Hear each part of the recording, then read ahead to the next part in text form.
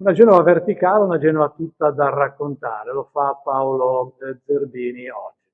Perché venendo dal mare si vede questa Genova a quattro strati, c'è prima il Medioevo, poi sopra il Rinascimento, poi sopra l'Ottocento e poi sopra il Novecento, perché chiaramente è una città che si appoggia alla collina ed è bellissima perché ogni epoca ha la sua struttura, ha le sue cose, ha dei punti veramente straordinari. Genova allora, il mondo era molto piccolo, andava dalla Spagna alla Grecia, alla Francia, alla Germania, all'Inghilterra. Allora Genova era il capo del mondo, proprio era veramente tutte le cose succedevano a Genova.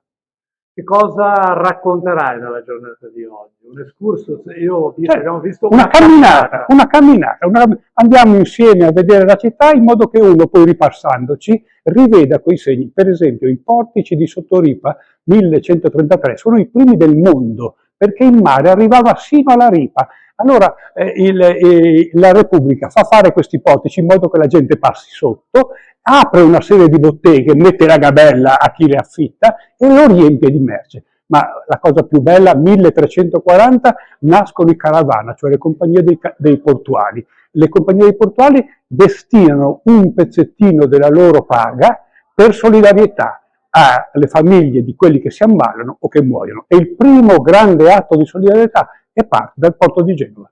Una Genova verticale non può prescindere dai suoi ascensori, dalle sue cremagliere, che sono state anche cantate. È vero, c'è Stefano Pesci che è stato il direttore generale dell'AMT che conosce tutto, tutte le rotelle dell'AMT, la viene a raccontare, è una Genova verticale che va in salita, ma è una Genova verticale che ha anche questa particolarità che è quasi unica nelle città d'Italia.